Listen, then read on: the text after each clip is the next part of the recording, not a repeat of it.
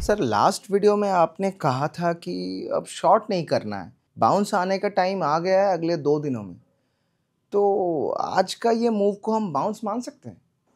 Exactly so हमने Friday के video में अपने पिछले वीडियो में कहा था कि डेटा पूरी तरीके से ये इंडिकेट कर रहा है कि एक बाउंस अब ड्यू है और बाउंस 1 या 2 दिन में आ जाएगा। रीज़न क्या था? एक तो पुट कॉल रेशियो के बारे में हमने बात किया था कि वो अपने जो लोअर रेंज तक पहुंच गया है 0.66 और वो सस्टेनेबल नहीं है। दूसरा हमने रीज़न शेयर किया था कि सडनली वॉल्यूम्स बहुत बढ़ने लगे हैं, तो जब भी गिरावट में हाई वॉल्यूम होता है तो रिवर्सल का इंडिकेशन होता है। तीसरा रीज़न हमने शेयर किया था कि फर्स्ट राउंड ऑफ बाइंग जो थर्सडे के दिन हुई थी, जब हमने सेकेंड हाफ में शार्प रिकवरी देखी थी 200 पॉइंट की, तो वो फर्स्ट साइन ऑफ बाइंग थी। और उसके बाद क्या होता है, नेक्स्ट डे जो लेट कमर्स होते हैं, शॉर्ट सेलर्स, वो शॉर्ट करते हैं और फिर फाइनल रिकवरी होती है। तो आज रिकवरी हमें अच्छी दिखी, जैसा बाउंस हम एक्सपेक्ट कर रहे थे वैसा दिखा।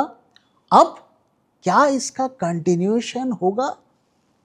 पॉसिबल है कि अगले 1-2 दिन तक भी हमें बाउंस देखने को मिले, क्योंकि ये आज सेकेंड डे ऑफ बाउंस था। अगर हम जो पिछले 7 अगस्त की अगर बात करें तो ये सेकेंड डे का बाउंस था, तो एक हमें फॉलोअप बाइंग दिखी है और साथ में अच्छी खासी तेज़ी भी हमें देखने को मिली है।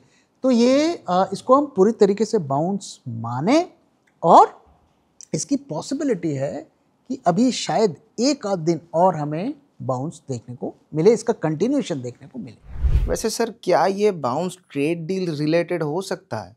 क्योंकि मार्केट जिस तरीके से गिरना चाहिए था उस तरीके से तो गिर नहीं रहा है। बात सही है कि अगर आप देखें तो मार्केट करीब अपने रीसेंट हाई से 5% गिर गए, करीब 1200-1300 पॉइंट्स के आसपास गिरावट देखने को मिली है। तो हम ये भी नहीं कह सकते कि मार्केट्स नहीं गिरे हैं, लेकिन 50% टैरिफ लगाने पर जितना गिरना चाहिए उतना नहीं गिरा है। रीज़न 2 हैं। पहला कि ज़्यादातर लोग ये बिलीव करते हैं कि ये टैरिफ्स सस्टेनेबल नहीं है, अनरियलिस्टिक हैं, इनमें कमी आएगी। दूसरा, अभी भी पीपल आर होपफुल कि डील हो जाएगी। हालांकि डोनाल्ड ट्रंप ने कहा है कि no more talks with India, but हमारे कॉमर्स मिनिस्टर ने कहा है कि we are talking to many countries. Okay, तो अभी भी होप बनी हुई है कि हो जाएगा। और अगर आप देखें तो हमारी गवर्नमेंट की तरफ से कोई हार्ड लाइन नहीं लिया गया है और कुछ इंडिकेशंस ऐसे देने की कोशिश हो रही है कि we are open for business. तो अभी भी ये उम्मीद बनी हुई है अगस्त 27 को, अभी भी इसकी होप बनी हुई है कि वहाँ से डेलीगेशन आएगा, कुछ गिव एंड टेक हो जाएगा और कुछ बात शायद बन जाएगी। अगर आप देखें तो हमारा यूएसए से क्रूड इंपोर्ट भी बढ़ गया है पिछले 2 महीने में, ऑलमोस्ट डबल हो गया है, 4% से 8% हो गया है। तो ये क्या इंडिकेशन है? अगर हमें डील नहीं करनी होती तो हम उनसे जो क्रूड वगैरह खरीदते। तो ये बेसिकली एक उन्हें एक इशारा किया जा रहा है कि India is open for business. Sir ऐसा कहा जा रहा है कि हमारे जीडीपी पर 0.5% तक का इम्पैक्ट पड़ सकता है टैरिफ का। तो अगर हमने रशियन ऑयल भी खरीदना बंद कर दिया तो ये खतरा और बढ़ नहीं जाएगा? बिल्कुल बढ़ेगा। देखिए, मैं कुछ डेटा आपके साथ शेयर करता हूँ। अगर आप देखें तो 2022 से 2025 तक जो हमने सस्ता ऑयल रशिया से खरीदा, इसका सरकार को कितना फ़ायदा हुआ? करीब 1.3 लाख करोड़ का रेवेन्यू सरकार के पास एक्स्ट्रा आया, यानी कितना प्रॉफिट्स, पैसे उसके बचे। अगर हम कंपेयर करते हैं ओपन मार्केट से खरीदने के बजाय, तो इतना सरकार के पास एक्स्ट्रा पैसा आया। अब हम जानते हैं कि इस दौरान जब हम रशिया से सस्ता ऑयल खरीद रहे थे तो हमारे पेट्रोल पंप्स में रेट्स घटे नहीं थे, लेकिन ये बात तो तय है कि अगर हम महंगा ऑयल खरीदेंगे तो रेट्स बढ़ेंगे, तो रेट्स बढ़ेंगे तो महंगाई भी होगी। अब क्या हम रशिया से ऑयल खरीदना बंद कर देंगे?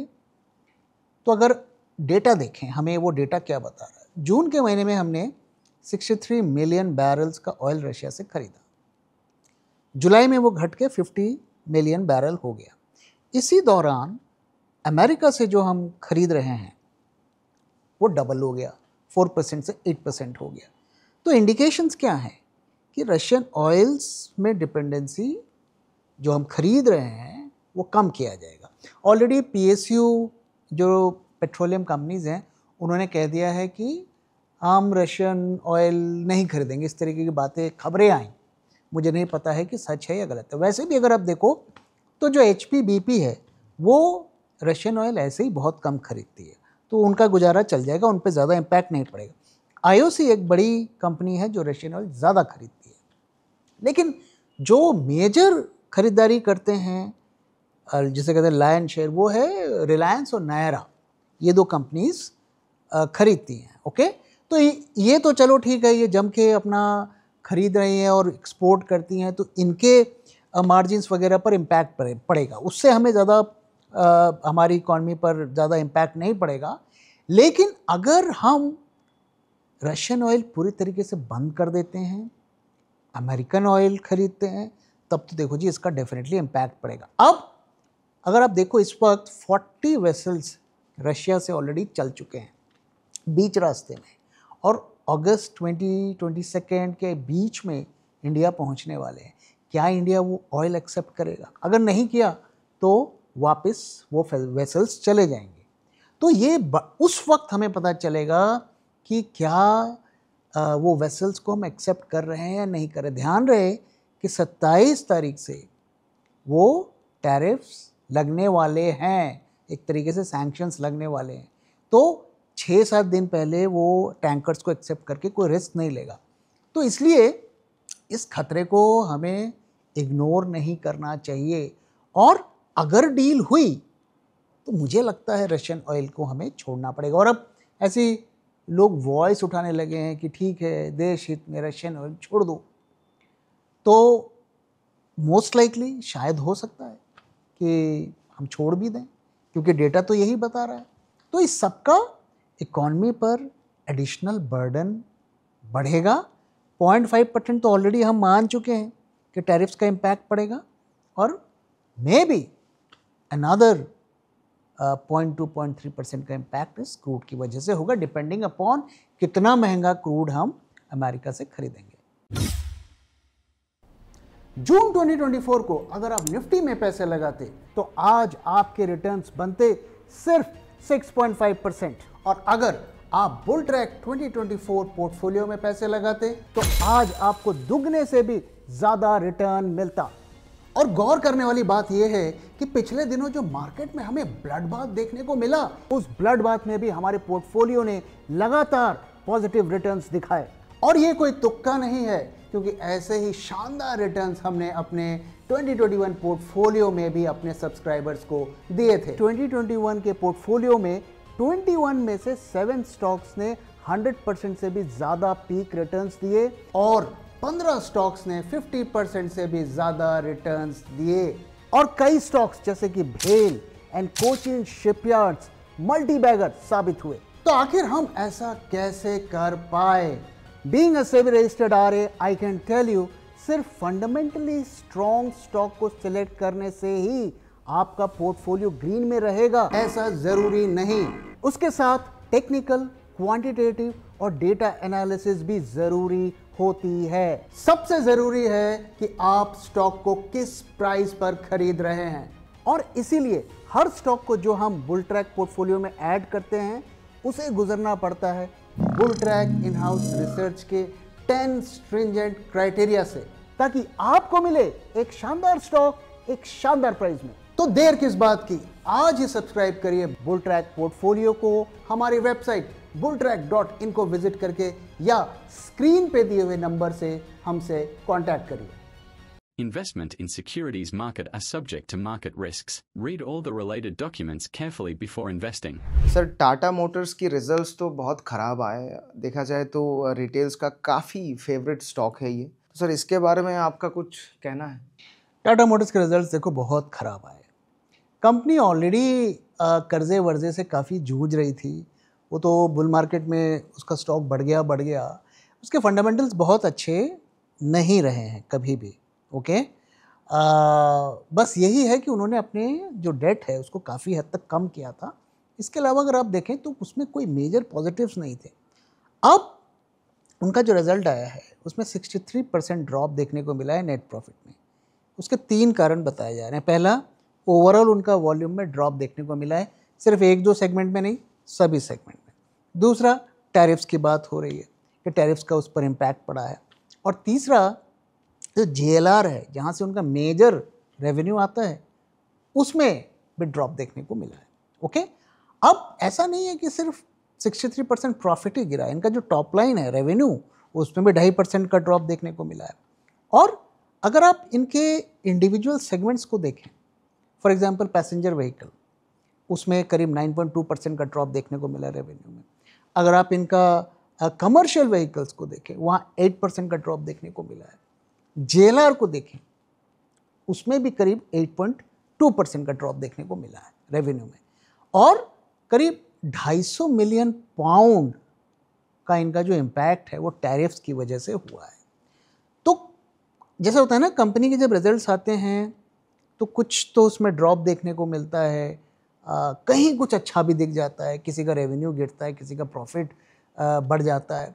तो इस तरह की चीज़ें होती है। लेकिन इनके रिजल्ट्स देख के लग रहा है कि यहाँ पर कुछ भी पॉजिटिव नहीं है और ऐसा लग नहीं रहा है कि इनका पेन ख़त्म होने वाला है। अब किसी तरीके से इन्होंने कर्जे कम किए, अब एक इतना बड़ा एक एक्विजिशन करने जा रहे हैं इटली की कंपनी को। इसके बारे में हमने वीडियो बनाकर भी आपके साथ शेयर किया है अपने मेंबरशिप में। तो अब उनके कर्जे फिर बढ़ेंगे और एक अनसर्टेनिटी का दौर दोबारा से आएगा।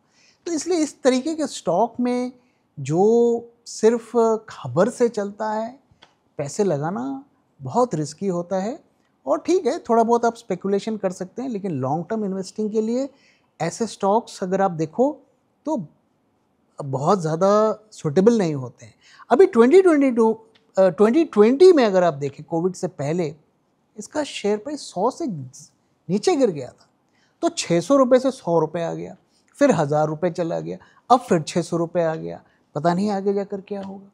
तो लॉन्ग टर्म के लिए ऐसे स्टॉक्स में एक्सपोजर अगर रखना ही है तो कम से कम रखना चाहिए और हो सके तो अवॉइड करना चाहिए। सर, आपके एक फॉलोअर हैं, उनकी क्वेरी आई है कि I have an investment in equity around 40 lakhs and my portfolio is down by 36%। Sir, इन्हें आप कुछ कहना चाहेंगे ताकि बाकी लोग भी अवेयर हो सके? देखिए, 40 lakhs इन्होंने लगाया और 36% का इनको करीब लॉस है, 14 लाख का लॉस है। ओके, इस तरीके के अक्सर मेरे पास लोग आते हैं, अप्रोच करते हैं और बड़े होप से आते हैं कि शायद मैं इनकी मदद करूंगा। लेकिन मदद आप कैसे करोगे जब आपने इतना लॉस ले लिया? तो इसका कोई क्विक फिक्स नहीं है। काफ़ी डिसिप्लिन्ड वे में हमें बुरे स्टॉक्स को निकालना है और अच्छे स्टॉक्स को ऐड करना है। ओके, अब देखिए, अभी ये मुझसे पूछ रहे हैं, लेने से पहले शायद वो नहीं पूछे। और क्यों ऐसे लॉसेस होते हैं? अगर आप देखो कि मार्केट जब चढ़ता है ना, खास करके जब नई न्यू हाइज बनाता है, तो इस तरीके का माहौल बन जाता है कि ऐसा लगता है कि ये मार्केट तो गिरेगा ही नहीं, और गिरेगा तो फिर चढ़ जाएगा। आप किसी भी यूट्यूब चैनल देखो तो बोलेगा मार्केट तो जी 2 लाख जाने वाला है निफ्टी। टीवी चैनल देखोगे तो 3 लाख जाने वाला है। अखबार में पढ़ोगे तो जी ये मार्केट तो नहीं रुकने वाला है, DII तो इसको कहीं से कहीं ले जाएगा। तो बेचारा रिटेल वाला करेगा क्या? वो जहाँ जा रहा है वहाँ उसे होप दिया जा रहा है, वो नहीं जी 2 लाख जाएगा जी निफ्टी। पास्ट में तो देखो हमेशा ऊपर ही गया है, निफ्टी ऊपर गया है ना। आपका स्टॉक हमेशा ऊपर जाता है क्या? आपने निफ्टी में पैसा नहीं लगाया, स्टॉक में लगाया। ओके, तो यही चीज़ बार बार हम आपके साथ शेयर करते हैं कि अपना हार्ड अर्न मनी ब्लाइंडली मत लगाइए, स्टॉक की वैल्यू देखकर लगाइए, महंगा सामान खरीदेंगे आपके रिटर्न्स ऑलरेडी कम हो जाएंगे। अब आते हैं कि इनकी क्वेरी पे कि क्या करें। देखिए, जैसे मैंने कहा, इसका कोई क्विक फिक्स नहीं है। ओके, आपको अपने स्टॉक्स को आइडेंटिफाई करना है, कौन सा स्टॉक की अर्निंग्स बढ़ रही हैं, कौन सा स्टॉक की अर्निंग नहीं बढ़ रही है। ओके, जिनकी अर्निंग नहीं बढ़ रही है पिछले 2-3 सालों से, उनको आइडेंटिफाई करिए और उनको सेल ऑन राइज करिए। पिछले रैली आई थी तो हमने हर वीडियो में कहा था कि निकालिए, बुरे स्टॉक को निकालिए, बुरे स्टॉक को निकालिए। जिन्होंने माना वो कम लॉस में निकल गए होंगे, या हो सकता है प्रॉफिट में भी निकल गए होंगे। तो इसका यही सोल्यूशन है, जाकर अर्निंग्स को चेक करिए। पिछले 3 साल से अर्निंग ग्रो कर रही है तो वो आपके पोर्टफोलियो में रहना चाहिए। नहीं ग्रो कर रही है तो उन्हें निकालिए, धीरे धीरे निकालिए, हड़बड़ी की बात नहीं है। ओके, अब आप नहीं निकालेंगे तो क्या होगा? वही होगा जैसे आपका कोई शरीर में, आपके किसी शरीर के पार्ट में कोई बड़ा घाव हो गया हो, आप उसे अगर फिक्स नहीं करेंगे वो फैलता जाएगा। तो अभी आपके लॉसेस 35% है, वो बढ़ के हो सकता है 50 हो जाए, 60 हो जाए, डिपेंडिंग है आपने क्या खरीदा है। अब टाटा मोटर्स का एग्जांपल ले लो, हर रिटेल वाला उछल उछल के खरीदा, कईयों ने 1000 में खरीदा, अब 600 के रेट पर वो मिल रहा है, 650 और समथिंग। इमेजिन करो, 30-40% ब्लू चिप स्टॉक, टाटा का नाम इतना लॉस दे रहा है। तो नाम कोई भी हो, मार्केट में अगर आपने अच्छे स्टॉक को अच्छे वैल्यूएशंस पर नहीं लिया है तो आपको इसी तरीके से पेन देगा। ओके, तो इसमें मेरे पास कोई क्विक फिक्स नहीं है। मैं यही सजेस्ट करूंगा जो मैंने कहा कि बुरे स्टॉक्स को निकालिए धीरे धीरे जब भी मौका लगे, और अच्छे स्टॉक्स में वो पैसा दोबारा राउट करिए। यही मेरी सलाह होगी। सर, कई सब्सक्राइबर्स की क्वेरी आ रही है कि गिरते मार्केट में अगर हमें डिसेंट रिटर्न्स बनाना हो तो एफडी के अलावा कोई और ऑप्शंस हम एक्सप्लोर कर सकते हैं क्या? मतलब ऑब्वियसली अगर एफडी से ज़्यादा रिटर्न हमें बनानी हो तो देखिए, एफडी में कोई बुराई नहीं है, एफडी मैं भी करता हूँ और हर किसी को भी करनी चाहिए। एफडी में 2 इश्यूज़ हैं। ओके, पहली बात तो एक अच्छी चीज़ क्या है कि भाई बैंक की एफडी है तो सेफ्टी हाईएस्ट स्टैंडर्ड की है। ओके, प्रॉब्लम क्या है? प्रॉब्लम 2 है। पहला कि रिटर्न कम मिल जाता है क्योंकि रिस्क कम हो जाता है, और दूसरा कि अगर आप प्रीमैच्योरली क्लोज करेंगे तो उसमें आपको कुछ पेनल्टी वगैरह लगती है, इंटरेस्ट वगैरह कम हो जाता है। तो ऐसे में सोल्यूशन क्या है? अगर आप बॉन्ड्स में जाएंगे तो बॉन्ड में लिक्विडिटी भी मिल जाती है, आप अर्ली एग्जिट भी कर सकते हैं, और इससे थोड़ा ज़्यादा आपको रिटर्न भी मिल जाएगा। जैसे एफडी में अगर 6% मिलेगा तो वहाँ पे आप जाएंगे तो 9, 10, 11% भी मिल जाएगा। अच्छी कंपनी के बॉन्ड करेंगे, खरीदेंगे, विद अच्छे रेटिंग का बॉन्ड खरीदेंगे तो उसमें आप काफ़ी हद तक बैंक टाइप की सेफ्टी आपको मिल जाएगी। तो ये फैक्टर्स काम करते हैं। अब चैलेंज क्या होता है कि जो ट्रेडिशनल बॉन्ड्स होते हैं उसमें कैपिटल काफ़ी ज़्यादा लगता है, रिटेल वाला उसमें लगा नहीं सकता। तो अगर मेरे पास 3,000-5,000 रुपये हैं और मैं 10% में इन्वेस्ट करना चाहता हूँ 3 महीने के लिए या 6 महीने के लिए या 1 साल के लिए या 2 साल के लिए, तो मेरे पास क्या ऑप्शन है? तो फॉर्चुनेटली अब क्या है कि कई ऐसे प्लेटफॉर्म्स मार्केट में आ गए हैं। हम 1-2 प्लेटफॉर्म्स को अभी इवेलुएट कर रहे हैं और मैं कोशिश करूंगा कि एक उसमें से पिक करके आपके साथ उसके डिटेल्स शेयर करूं, ताकि जो लोग इस गिरते मार्केट में थोड़ा एक्स्ट्रा रिटर्न कमाना चाहते हैं तो वो उस ऑप्शन को अवेल कर सकें। Sir, last but not the least, अगले कुछ दिनों में मार्केट कहाँ जाता हुआ दिख रहा है आपको? आज का अगर हम डेटा देखें तो पहली बात तो ये है कि जैसा मैंने कहा था कि पुट कॉल रेशियो में काफ़ी ज़्यादा ड्रॉप देखने को मिल गया था, तो उसे रिकवर करना था, तो अच्छा खासा रिकवर कर गया, 0.66 से 1 से ऊपर चला गया, this is a positive sign.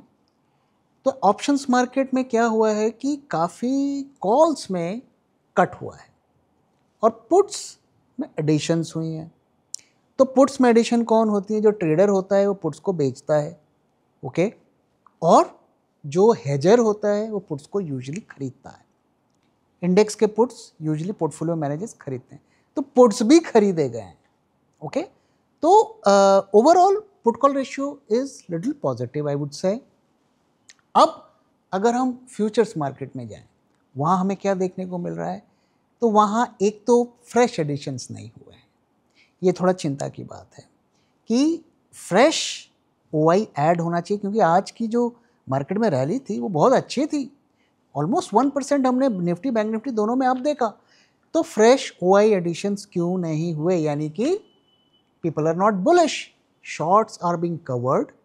भाई जिन्होंने सेल कर रखा था उन्होंने उनके स्टॉप लॉस ट्रिगर हुए, उन्होंने कट कर दिए, फ्रेश ओआई एडिशन नहीं हुआ है। एंड सेकेंडली जो ज़्यादा सरप्राइजिंग है और नेगेटिव है वो ये है कि प्रीमियम्स में ड्रॉप देखने को मिला। यूजुअली इतने तेजी मार्केट में प्रीमियम्स में राइज देखने को मिलता है। तो दोनों मंथ्स में, current month and next month, दोनों में प्रीमियम्स में ड्रॉप देखने को मिला, okay. And another negative factor is if you look at the NSA turnover, तो काफ़ी लो रहा, करीब 81,000 करोड़ के आसपास टर्नओवर जनरेट हुआ, जबकि 1 लाख से ज़्यादा का एवरेज है। तो ये भी इंडिकेट कर रहा है कि ये रैली जो है ये सस्टेन नहीं करेगी, जेन्युइन बाइंग की नहीं है। और वही चीज़ आपको एडवांस डिक्लाइन में भी देखने को मिलेगा, आधे स्टॉक्स डाउन है, आधे स्टॉक अप हैं। और जो पिछला बाउंस हमें देखने को मिला था 7 अगस्त के दिन सेकेंड हाफ में, वो किस लिए आया था? Because of DII buying. DII ने उस दिन 10,000 करोड़ की बाइंग करी। आज भी अगर आप देखें तो एफआईआईज ने कम सेलिंग की है। जो फिगर्स आए हैं आज के, 1,000 करोड़ की उन्होंने करीब सेलिंग की है, 5,000 करोड़ की डीआईआई ने बाइंग की है। तो इस सब का मतलब क्या है? इस सब का मतलब है कि कुछ हैंडफुल ऑफ स्टॉक्स को खरीद कर मार्केट को चढ़ाया गया है बाय डीआईआई। मैं इसको ऐसे ही देखता हूँ। अब क्या ये रैली आगे सस्टेन होगी? चांसेस हैं कि एक आध दिन और चल जाए। कुछ आईपीओज वाईपीओज भी निकालने हैं, कुछ बड़े आईपीओज आने वाले हैं, तो उन्हें निकालने के लिए मार्केट में थोड़ी हरियाली देखनी है, ओके। लेकिन अगर डेटा को आज मैं देखता हूँ, यहाँ पर कोई मुझे स्ट्रॉन्ग बाइंग के लक्षण नहीं दिख रहे हैं। इसलिए पिछले वीडियो मैंने आपके साथ शेयर किया था कि मार्केट को भी शॉर्ट नहीं करना है, तो इस मार्केट को अभी शॉर्ट नहीं करना है। लेवल हमारा वही है 24,360, और आइडियली शॉर्ट का सेटअप बन रहा है कि मार्केट इस लेवल से बाउंस करे और फिर इस लेवल को ब्रीच करके नीचे जाए, तब हम शॉर्ट करेंगे। तो अभी जस्ट वेट एंड वॉच। अभी हमको लॉन्ग शॉर्ट नहीं जाना है जब तक हमारा लेवल ब्रीच नहीं करता।